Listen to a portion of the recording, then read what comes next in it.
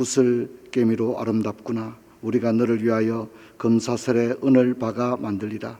왕이 침상에 앉았을 때 나도 기름이 향기를 뿜어냈구나. 나의 사랑하는 자는 내 품 가운데 모략 향주머니요, 나의 사랑하는 자는 내게 엔디게 포도원의 고벨화 송이로다. 내 사랑하는 눈은 어여쁘고 어여쁘다. 내 눈이 비둘기 같구나. 나의 사랑하는 자여, 너는 어여쁘고 화창하다. 우리 침상은 푸르고 우리 집은 백향목 들보 잣나무 석가래구나. 아멘. 사랑하는 성도 여러분, 2025년도의 마지막 홀파입니다. 날씨가 굉장히 추운데 여러분 건강에 유의하시기 바랍니다. 1년 동안 수고한 성도님들께 진심으로 감사를 드립니다. 또 홀파를 섬겨주신 분들에게도 깊이 감사를 드립니다. 구약 인물들을 살펴보는 가운데 오늘 솔로몬을 살펴볼 텐데, 솔로몬을 이번에 우리가 구약 인물 중에도 네 번째 살펴보게 되었습니다. 이스라엘의 열왕들 가운데 솔로몬을 살펴봤고, 잠언의 솔로몬, 전도서의 솔로몬, 오늘 아가스의 솔로몬을 살펴보게 되었습니다. 이 아가는 성경 66권 가운데 정경성을 의심받았던 대표적인 성경입니다. 안티로구메나의 대표적인 성경이 아가인데, 아가와 에스더 모두가 정경성을 의심받았던 성경입니다. 그 이유가 있습니다. 아가와 에스더의 공통점이 뭐냐면 성경 어디에도 하나님 여호와가 안 나옵니다. 성경인데 왜 하나님이 안 나올까? 여호와가 안 나올까? 우리가 충분히 궁금해할 수 있는 그런 대목 아닙니까? 그래서 아가와 에스더는 정경성을 의심받았던 그런 성경 가운데 합니다. 또 이제 많은 사람이 생각할 때 아가스는 남녀의 사랑 이야기지 않느냐, 그게 어떻게 성경일 수 있느냐, 이런 생각을 한때 하기도 했습니다. 하지만 구약 때부터 아가는 분명히 정경성을 인정받았습니다. 여러분, 아가는 유월절에 부르는 노래였습니다. 유월절에 아무 노래나 부르는 게 아니라 유월절에 부르는 노래가 정해져 있었는데 그 노래 중에 하나가 뭐였다고요? 아가였다는 겁니다. 그러니까 아가라고 하는 것들을 유대인들은 어떻게 이해했냐면 이스라엘 백성과 하나님의 사랑 이야기다, 이렇게 이해를 했기 때문에 이것을 노래로 찬양할 때 남녀의 사랑 이런 생각 안 했습니다. 이것은 하나님과 이스라엘 백성의 사랑이다, 이렇게 이해를 했습니다. 교회사적으로 볼 때는 그리스도와 성도의 관계, 또 그리스도와 교회의 관계로 해석되기도 했습니다. 여러분, 우리 지혜 문학에 보면 다양한 이제 성경이 있는데 시편은 시입니다, 그렇죠? 시편은 시죠, 시. 시면서 노래기도 하죠. 근데 일단은 방점은 시라는 데 있습니다. 그 잠언은 뭡니까? 말입니다. 잠언, 그렇죠? 지혜의 말입니다. 근데 아가는 또 뭡니까? 가가 노래입니다, 노래. 이해하시겠죠? 그래서 같은 지혜 문학 안에서도 이제 장르가 조금씩 다르다, 우리가 이렇게 이해를 할 수가 있습니다.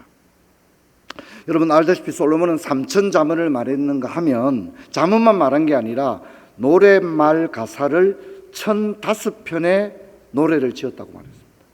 1,005편의 노랫말을 지었다, 이렇게 얘기하고, 여러분 우리가 이제 지난 홀파에 살펴본 전도서를 보게 되면 어떻습니까? 솔로몬이 재산을 자랑하고 있잖아요, 그렇죠? 내가 세상에 다 해보고 싶은 거 다 해봤다, 이런 얘기 하면서 무슨 얘기를 하죠? 집에 뭐가 있었다 말합니까? 노래하는 남녀들이 있었다, 이렇게 얘기하거든요. 노래하는 남녀들이 있었다는 얘기는 뭡니까? 오늘날 치면 합창단이나, 그죠? 악단을 개인적으로 가지고 있었다, 우리가 그렇게 이야기를 할 수가 있는 것입니다. 그래서 이제 아가는 솔로몬의 많은 노래 중에 하나다, 이렇게 이야기를 할 수가 있겠습니다. 자, 그런데 이제 이 지혜 문학은 욥기도 지혜 문학. 욥기는 여러분 욥기는 시입니다, 시. 근데 우리 이제 성경은 시편도 꼭 뭐처럼 보입니까? 산문처럼 보이고, 그렇죠? 욥기를 누가 시라고 생각하겠어요? 근데 욥기는 시입니다. 욥기, 시편, 잠언, 전도, 아가, 이게 이제 다 지혜 문학이라는 것입니다. 우리가 이렇게 이해를 하면 좋겠죠. 언젠가 이제 우리 예전에는 가라사대, 모세가 가라사대, 이게 이제 개역 한글판 성경이었거든요. 우리 한국교회 역사에서 가장 오랫동안 사용했던 번역이 개역 한글판 성경입니다. 그래서 뭐 가라사대, 웬만한 사람들은 가라사대 성경 다 읽어봤잖아요, 그죠? 그리고 이제 가라사대가 완전 없어졌죠. 지금 우리 읽는 성경에는 가라사대가 안 나오죠. 그래서 지금 우리가 읽는 성경은 개역 개정 성경입니다. 개역 개정 성경.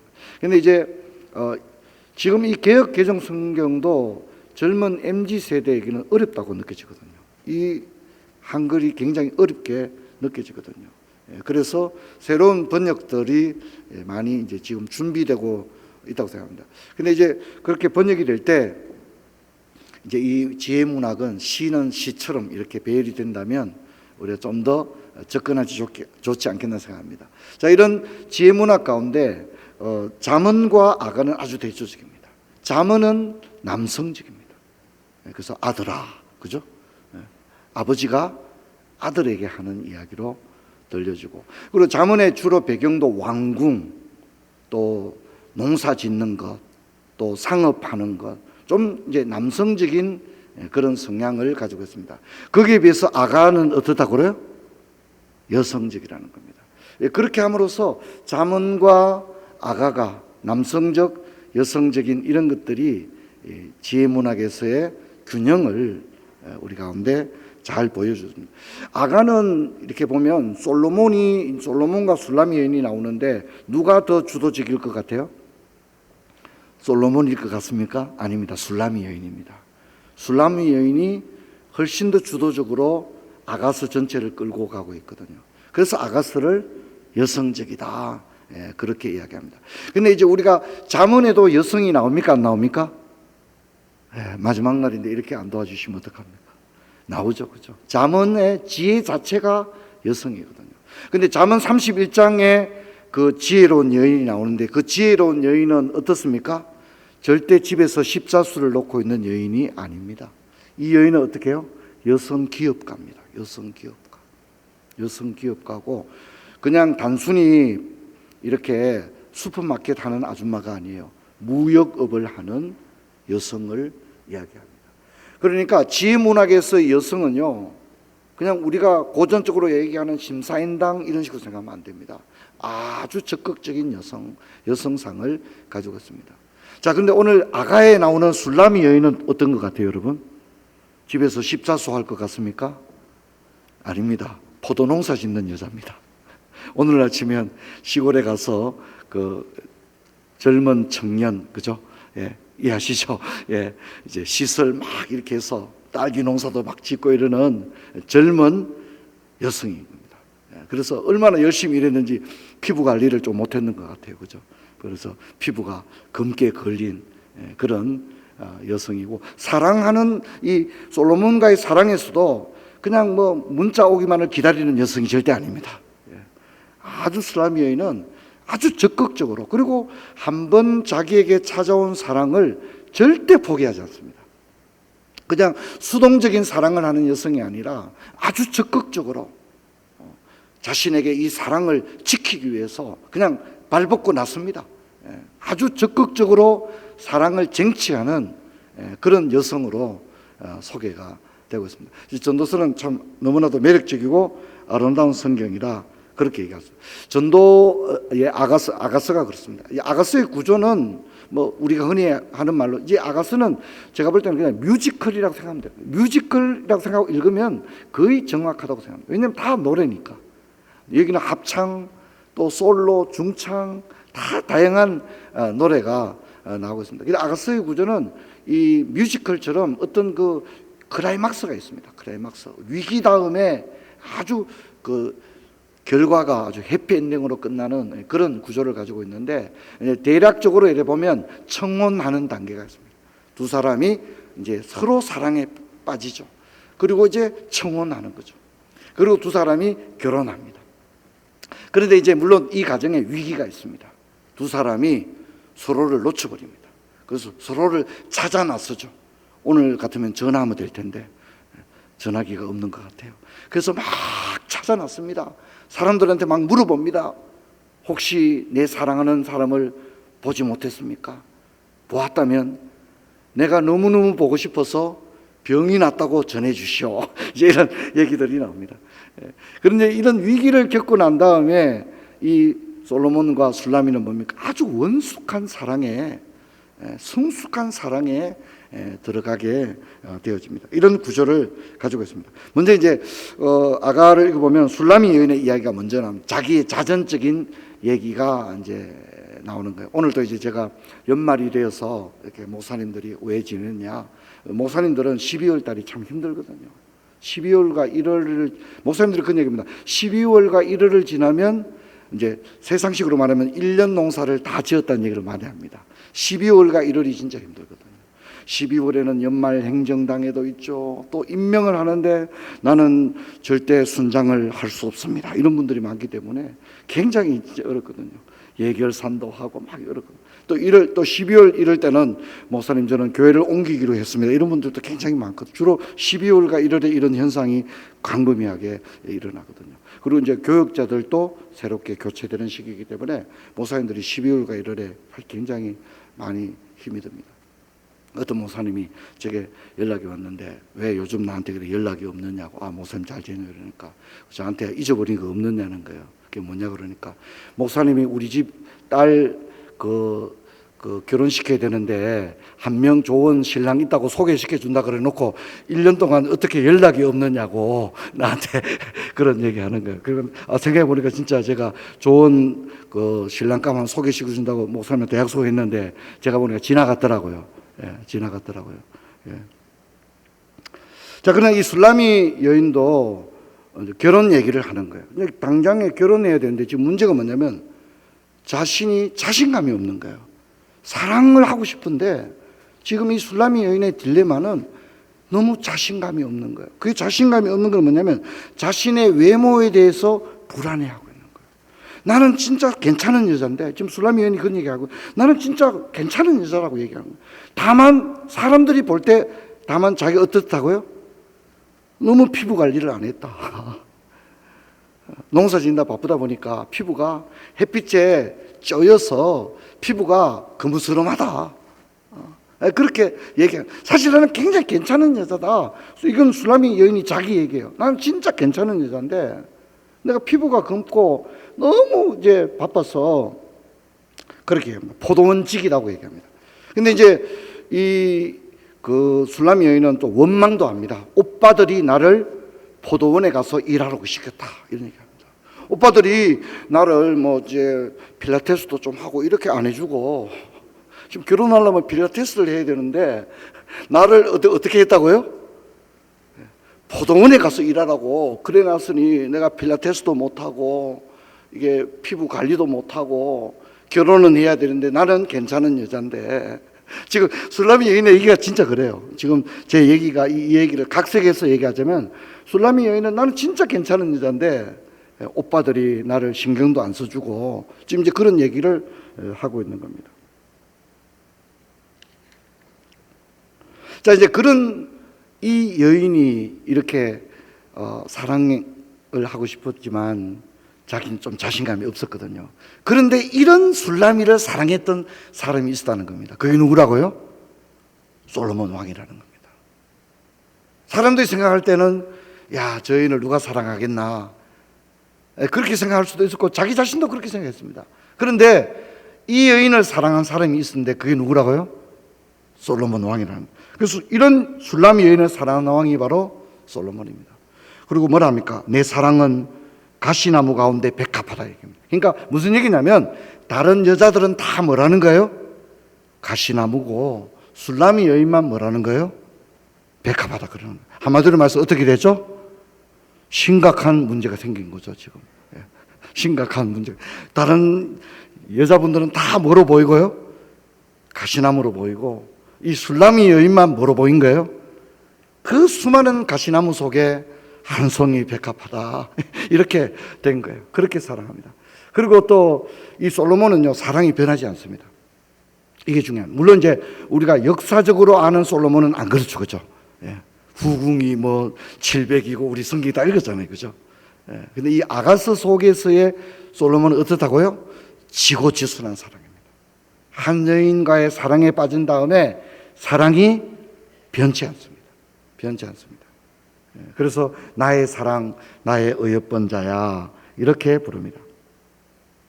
그래서 여기 보면 이제 이 아가는요 계속 화답합니다. 노래 이제 술람이 여인이 이제 다 이렇게 하면 또 솔로몬이 다 이렇게 또 높여주고 막 이렇게 이제 서로 화답하는 그런 이야기가 나옵니다. 여러분 뮤지컬 별로 안 보시는 것 같습니다. 보니까 뮤지컬 보면 주로 그렇죠. 이제 남자 주인공과 여자 주인공이 막 이렇게 노래하잖아요, 그죠?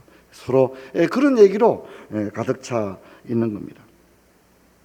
근데 여기서 술람이 여인은 누구를 가리킬까요?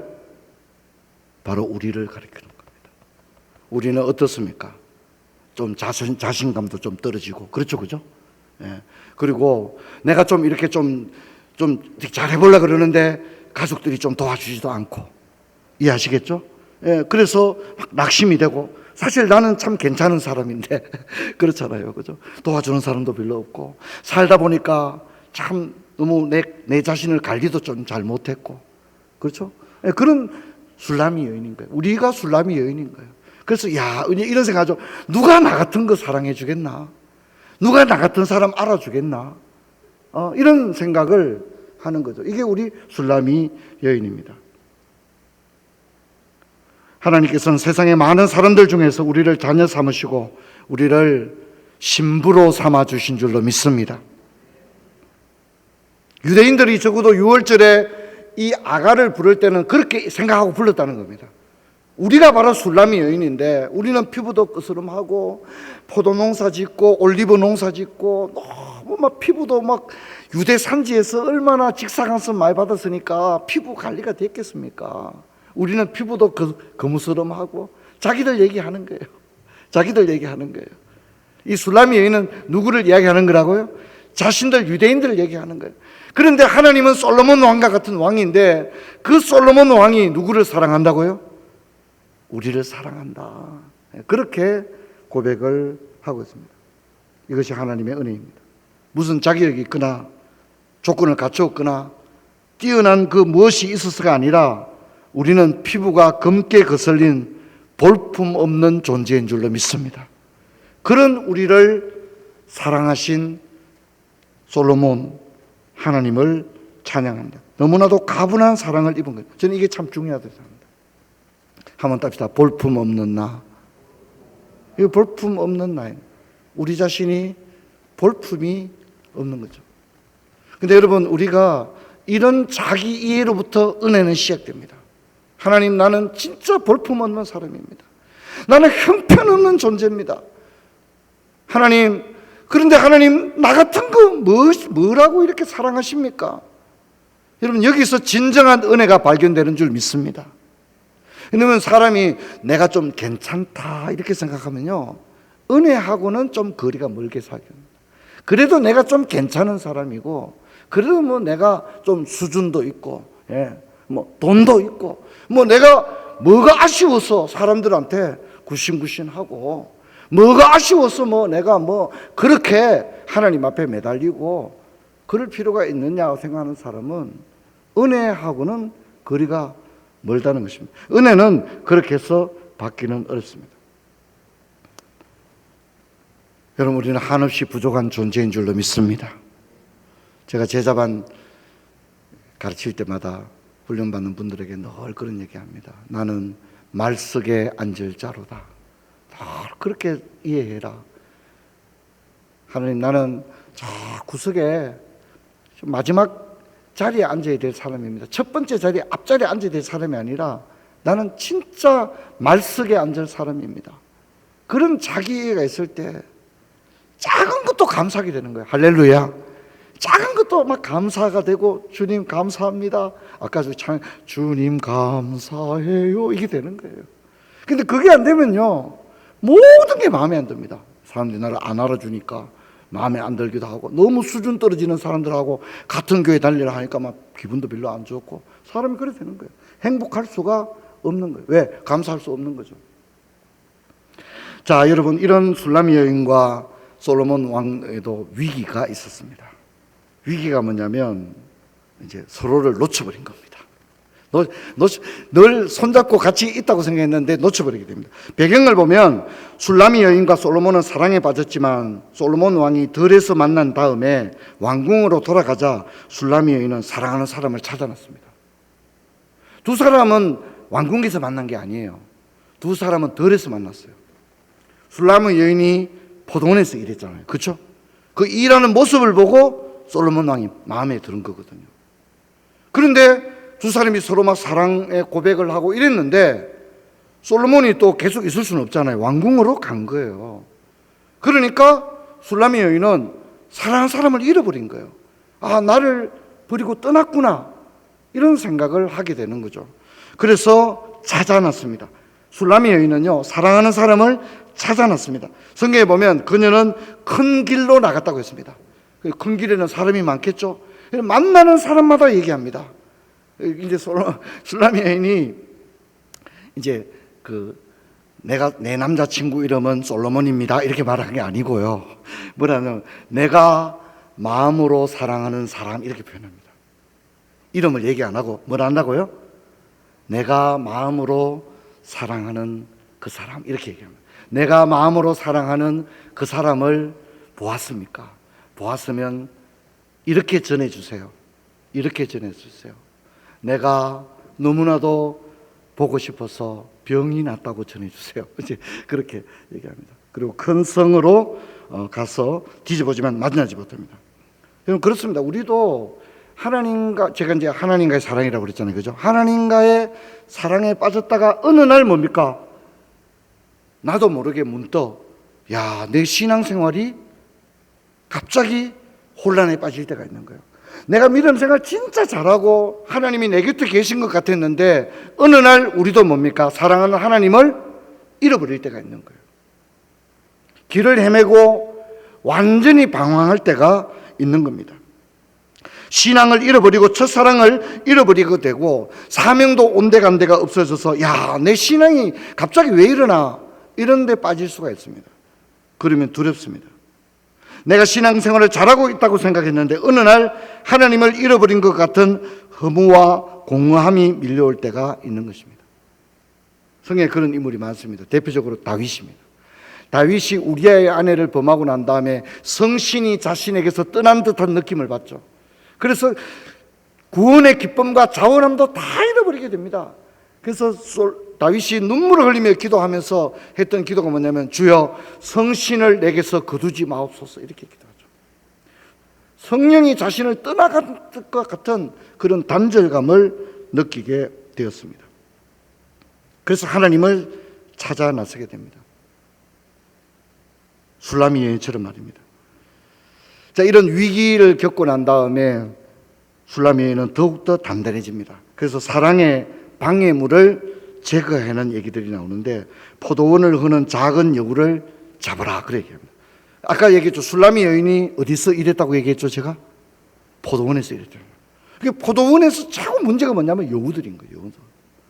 여우들이 와서 막 포도원을 막 망쳐 놓으니까 그 여우들을 그냥 놔두면 포도농수가 엉망이 되는 거예요. 이건 누구보다 술람이 여인이 잘 아는 얘기예요. 그렇죠?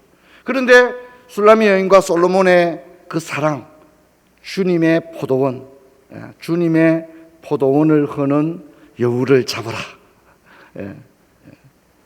종교개혁 시대에 마틴 루터가 95개조를 붙였을 때 바티칸의 교황청에서 이 마틴 루터를 잡아 죽이라고 하는 칙령을 내립니다. 그 칙령이 뭐냐면, 주님의 포도원을 망치는 멧돼지를 잡으라고 하는, 멧돼지는 이제 마틴 루터가 좀 뚱뚱했거든요. 멧돼지를 잡아라, 그런 칙령을 내렸습니다. 교회를 방해한다고 생각했던 거죠.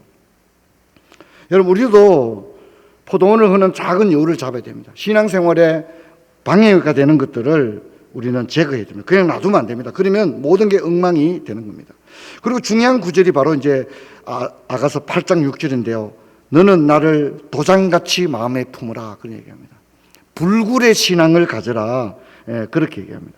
성경을 같이 한번 보게요. 너무 중요한 구절이고 이게 아가서의 중심 구절입니다. 어떤 분들은 이 구절을 성경의 가장 탁월한 구절로 뽑기도 합니다.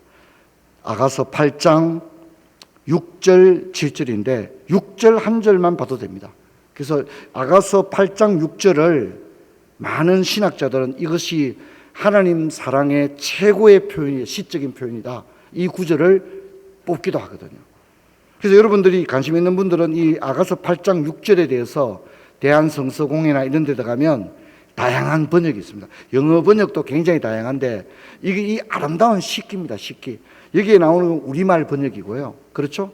다른 언어로는 어떻게 번역됐는지 한번 읽어보십시오. 이것이 이 문장을, 이 성경 구절을 신학자들이 하나님 사랑의 가장 탁월한 본문으로 추천하는 경우가 굉장히 많습니다. 우리 같이 한번 6절, 8장 6절 같이 읽어봅시다. 너는 나를 도장같이 마음에 품고 도장같이 팔에 두라.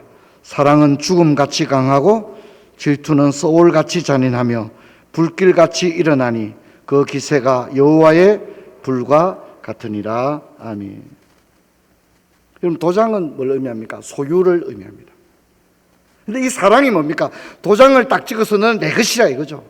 하나님의 사랑, 그리고 하나님이 우리를 향한 사랑, 이것이 도장같이 마음에 품은 사랑. 우리가 뭐 도장 한번 딱 찍고 나면 어떻게 변기할 수가 없잖아요. 그죠? 모든 계약도 도장을 찍음으로써 일어나죠. 그죠? 그러니까 도장같이 마음에 품으라는 얘기는 변치 않는 사랑을 말하는 겁니다. 변치 않는 사랑. 그리고 뭡니까? 도장같이 팔에 두라. 팔에 두라는 얘기 뭡니까? 팔에 도장을 찍으라는 거죠. 그죠? 그렇게 마음에도 도장을 찍고 팔에도 도장을 찍으라. 그러게. 이것은 도무지 변할 수 없는 사랑을 이야기하는 것입니다. 너무너무 놀라운 사랑입니다. 어떤 상황에서도 절대로 포기할 수 없는 사랑. 이것이 너는 나를 도장같이 마음에 품고, 이렇게 돼요. 여러분 다 예전에 개역 한글 번역도 한번 읽어보시죠. 너무 표현이 아름답습니다. 시기 때문입니다. 자, 그래서 여기서 위대한 사랑이 나옵니다. 위대한 사랑이 어떻습니까? 너는 나를 도장같이 마음에 품고, 사랑은 죽음같이 강하고, 질투는 소울같이 잔인하며, 많은 물도 이 사랑을 끄지 못하고, 전 재산을 줄지라도 절대 바꿀 수 없는 사랑이다. 모든 재산을 다 준다 해도 나는 이 사랑을 바꾸지 않겠다. 홍수가 나도 이 사랑은 변치 않는다. 이 사랑이 얼마나 강하면 이 사랑은 죽음같이 강하다. 여러분, 죽음보다 더 강한 게 없잖아요. 그렇죠, 그렇죠. 죽음과 바꿀 수 있는 게 없잖아요. 근데 이 사랑이 죽음같이 강하다. 그렇게. 그리고 이 사랑의 질투가 포기할 수 없는 거죠. 그러니까 질투죠. 이 질투는 지옥같이 잔인하다는, 어떤 경우에도 포기할 수 없는 사랑. 그래서 이 사랑, 이 표현이 하나님이 우리를 향한 사랑도 이러하고, 또 우리도 하나님을 또한 이렇게 사랑해야 될 줄로 믿습니다. 이것을 보여주는 거예요. 신앙생활은 좀 하다가 뭐 기분 나쁘면 그만둬버리고, 기분에 의해서 교회 섬기는 것도 기분 따라서 이랬다 저랬다 하는 게 아니라는 거죠. 그래서 저는 이 아가서 8장 6절은 너무 위대한 성경 구절이다, 그렇게 생각됩니다. 그래서 이 6절은 사랑의 위대함을 이야기하는데 최상의 사랑입니다. 하나님의 사랑입니다. 그런데 이 사랑을 에베소에서도 이 최고의 사랑을 가정의 부부에게 적용하고 있죠. 너희 아내들아 자기 남편 사랑하기를 교회가 그리스도에게 하듯 하고, 그 다음에 너희 아내된 자들이여 너희 남편들아 자기 아내 사랑하기를 그리스도께서 교회를 위하여 피 흘림같이 하라. 천상의 사랑을 에베소서가 이야기하는데 이 아가서의 사랑이 그런 거예요. 한번 더, 사랑은 죽음보다 강하고, 그렇게 사랑이 뭡니까? 사랑을 위해서 죽는다는 겁니다. 주님이 우리를 위해 죽는다는 겁니다. 그렇죠? 남편이 아내를 어떻게 사랑하라고요? 예수님이 우리를 위해 죽은 것처럼 한번 따라서 사랑은 죽음보다 강하고, 그런 겁니다. 그런 사랑을 하라는 겁니다. 이 사랑을 솔로몬과 술라미만 그렇게 하는 게 아니라 오늘 주 안에서 부부된 자들도 성령의 손을 얹고 혼인의 서약을 했던 사람들도 어떤 사랑을 하라고요? 아가서 8장 6절 같은 사랑, 죽음도 갈라놓지 못하는 사랑. 할렐루야. 죽음도 갈라놓을 수 없는 사랑. 내가 저 사람을 위해서 내가 대신 죽는 사랑. 너희 남편들아, 그리스도께서 교회를 위하여 피 흘림 같이 자기 아내를 사랑하라. 그 말은 뭐예요? 그리스도가 우리를 위해 죽었잖아요. 그런 것처럼 사랑하라. 우리에게 이렇게 이야기를 하고 있습니다. 사랑하는 성도, 말씀을 맺고자 합니다. 너무 쉽게 만나고 쉽게 헤어지는 세상입니다. 교회도 너무 쉽게 교회를 등록하고 너무 쉽게 교회를 떠나가는 그런 시대입니다. 교회 안에서의 다양한 만남도 너무 가벼운 거예요. 너무 가벼운 거예요. 제가 이제 제자훈련 초기 때 10기 이전 분들한테는 예전에는 제자반 사역반도 하고 로마서 8장을 조선시대에는 암송하기도 하고 그랬거든요. 근데 이제 그때 이제 제가 사역반 받는 분들에게 그런 얘기를 많이 했어요. 내가 만일 사고를 치고 임종구 목사가 사고를 치고 목사 면직을 당해서 강원도에 가서 감자 농사 짓고 있으면 한 번씩 전화하겠냐. 한 번씩 그래도 목사님 농사 잘 짓고 있습니까? 전화라도 한번 하겠냐. 그러니까 아무 말도 안 하더라고요. 아무 말도 안 하더라고요. 그래서 그랬어요. 내가 혹시 잘못되더라도 전화해라. 내가 헷가닥해가 잘못하더라도 전화해라. 사랑은 죽음보다 강하다는 겁니다. 도덕적 기준에 의해서 사람을 판단하는 그런 교회. 여기 성인들만 모인 것이 아니잖아요. 그죠? 교회는 다 허물과 연약함이 많잖아요. 예수님이 어떻게 사랑한다 했죠? 수준되는 사람들만 끝까지 사랑한다는 게 아니라 어떻게? 내가 너희를 이 세상 끝날까지 사랑하리라. 할렐루야. 난 그게 진정한 사랑이다. 그렇게 생각합니다. 그래서 저 오늘 이제 올해 마지막 홀파인데 이제 올해 홀파는 없으면 더 이상 참여할 수 없습니다. 오늘 밤으로 끝입니다. 사랑은 죽음보다 강합니다. 이거로 이제 끝나는 겁니다. 그래서 저와 여러분과 함께 1년 동안 금요일은 참 이렇게 나오기 어렵거든요. 그죠? 그래도 나와서 또 같이 올해 마지막 홀파에 함께 해주신 여러분께 고맙고 감사하게 생각합니다. 모든 사랑을 아가서 8장 6절처럼 죽음도 갈라놓을 수 없는 그런 사랑하게 되기를 축원합니다. 주님께서 우리를 위해서 자신의 아들을 우리를 위해 이 땅에 보내시고 그 아들이 우리를 위해 죽기까지 하신 그 사랑. 여러분, 근데 그 사랑을 우리도 한번 너희들도 한번 해봐라고 한 거예요. 누구한테 하라고요? 아내들은 그런 사랑을 하지 못해요. 남편들한테 그렇게 하라 했어요. 남편들에게 자기 아내 사랑하기를 이 그리스도께서 교회를 사랑하신 같이 하라. 그렇게 했는데 아무쪼록 저와 여러분이 그렇게 하나님 사랑, 이웃 사랑, 가족 사랑 여러분 그렇게 할 수 있게 되기를 주의 이름으로 축원합니다. 우리 찬양하고